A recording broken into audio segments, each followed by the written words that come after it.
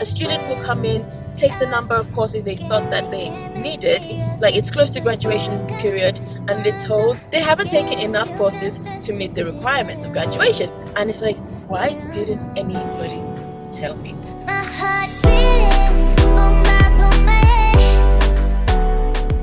Hi everyone, and welcome back to my channel. My name is Kemi, and thank you for joining me today. Today is a beautiful spring day. It's about 15 degrees.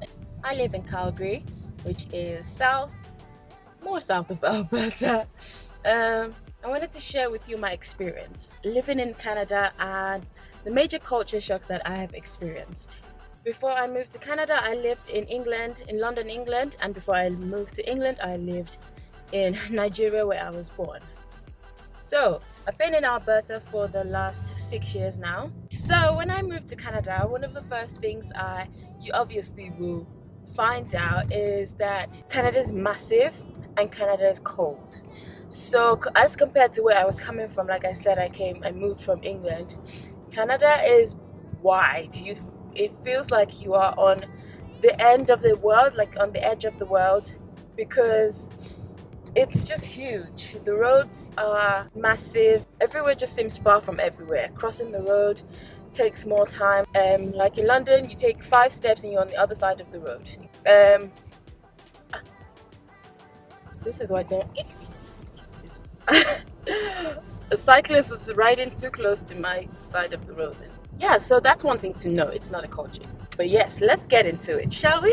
First thing to know, or one thing which came to me as a shock, is how little Canadians know about Africa. I have gotten the weirdest questions. Those things are almost unbelievable until someone actually asks you such a question. So I've gotten, not from too many people.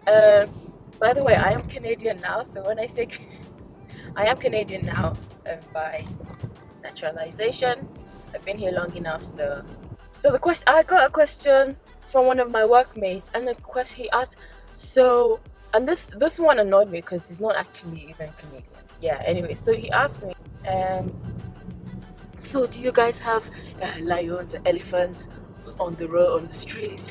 I was in too much of a good mood that day, because the thing is, I had to go home and ask my dad and ask, like, where exactly is the safari? Because even I myself, I didn't know where in Africa you'd actually see elephants and wild animals. I didn't know. So he said like Kenya or in South Africa, and obviously people don't walk around on the streets with wild animals. So that was a dumb question. People have asked as well, do you guys live in huts?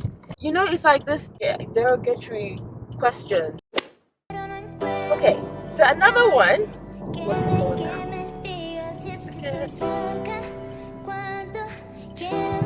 Oh, another thing is Canadians, it's not part of their culture to say please and thank you. Alright. So you know how you say, let's say I'm Nigerian, right? So if you need someone to get you something, you say, please, can you help me get that? In the UK, you'd say, can you pick that up for me, please? In Canada, can you pick that up? No, it's not even like that. It's, can you pick that? Do you want to pick that? Do you want to pick that? So it's like a question, and they don't say please. The one that annoyed me, I think I'm used to it now, because I know the intonation that they use now when they want to ask a question. So a lot of times you hear, hey, can you come here? Can you come here a minute? And you are looking at me in my eyes and you say, can I come here? In fact, you're not even looking at me in my eyes. You're sitting behind me and you say, can I come here? You didn't say please?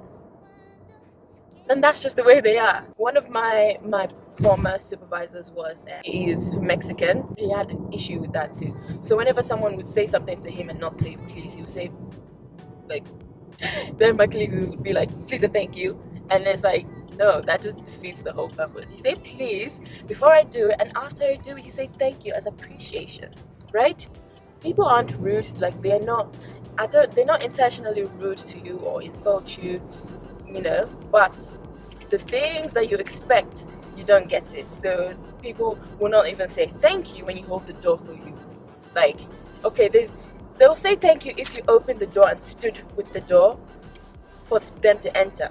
But if, say, someone was right behind you and you opened the door just enough so that they could hold it themselves and enter, many times I don't get a thank you in that situation. So I don't know, it's just weird. So that's a big culture shock that till this day, I've been here over 6 years, it still irritates me, and I still experience it. And another thing is, I feel like Canadians only see you as an immigrant, see black people as immigrants. I get it, I am an immigrant, I'm not saying that I'm not. I'm just saying that shouldn't be your first line of conversation with me. If you meet me, don't ask me, so where are you originally from? I'm from heaven. You know, they ask you where are you where are you originally from? Why don't you just ask me where I'm from and hear what I have to say? So that's one thing. Like, those are weird questions. Like, just educate yourself is my own answer to all this. Educate yourself. Don't ask me if we live in huts. Don't ask me if I live with lions. If I see elephants every day. No. Okay, another thing is that a lot of Canadians don't even know that Africa is not a country. Okay, I think this is a problem worldwide, and I don't know where the problem began or who's going to solve this.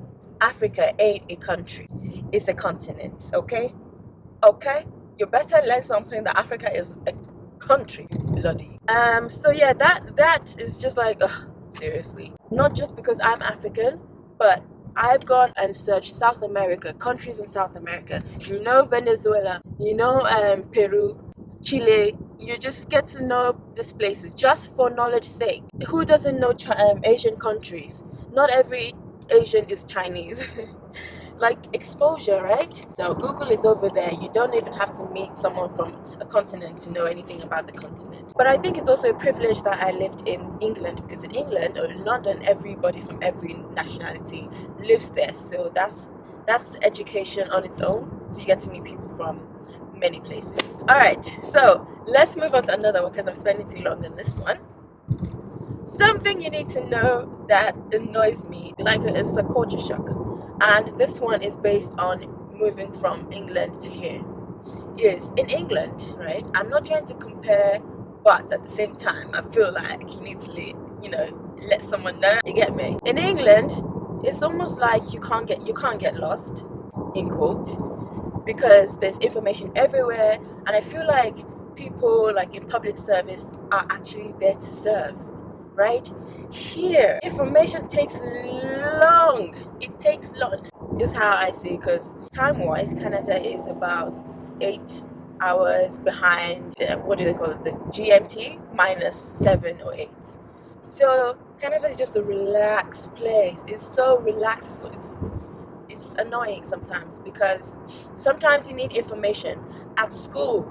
You need information like, what courses do I need to achieve so, and you will be directed so many times back and forth, and it's like, is everyone deliberately trying not to help me, or do they really not know what's going on? Like, sometimes I wonder why there's so many offices, when lots of times you call up people, like you call up a company that you need a service from, and they will direct you to a website, and you go on the website and there's no information. You call them, ask them for the information that's missing, and they don't know. Like, it's happened so many times, and it gets frustrating, a lot frustrating.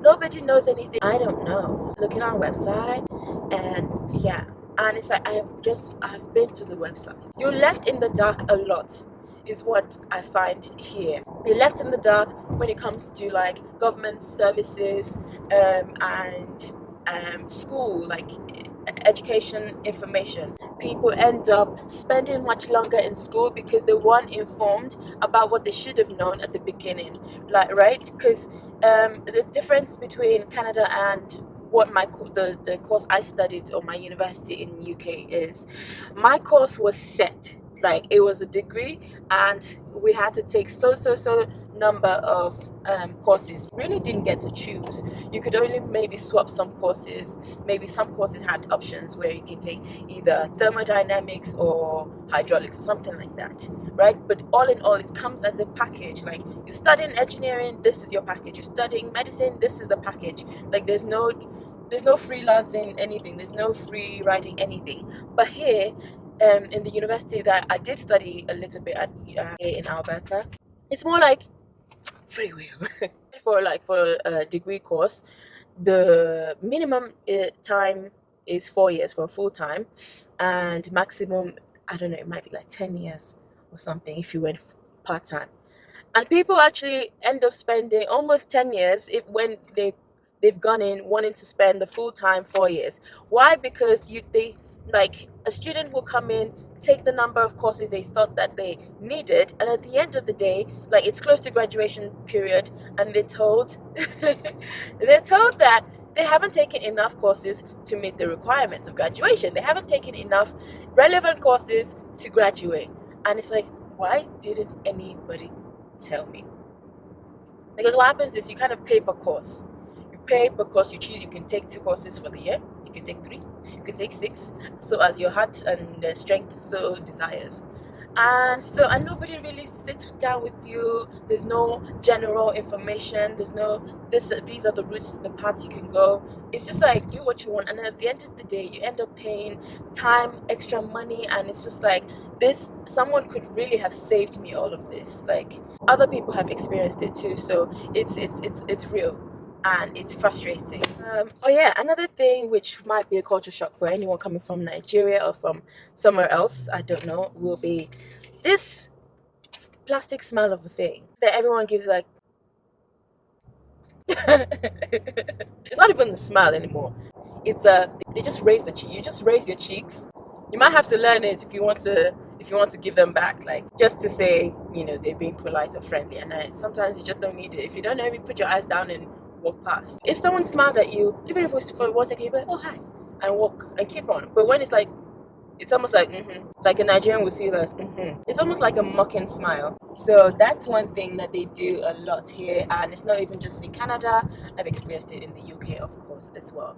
I feel like in Canada, they don't know what to say to an African. Right, there's a lot of Asians or Filipinos in Alberta for sure.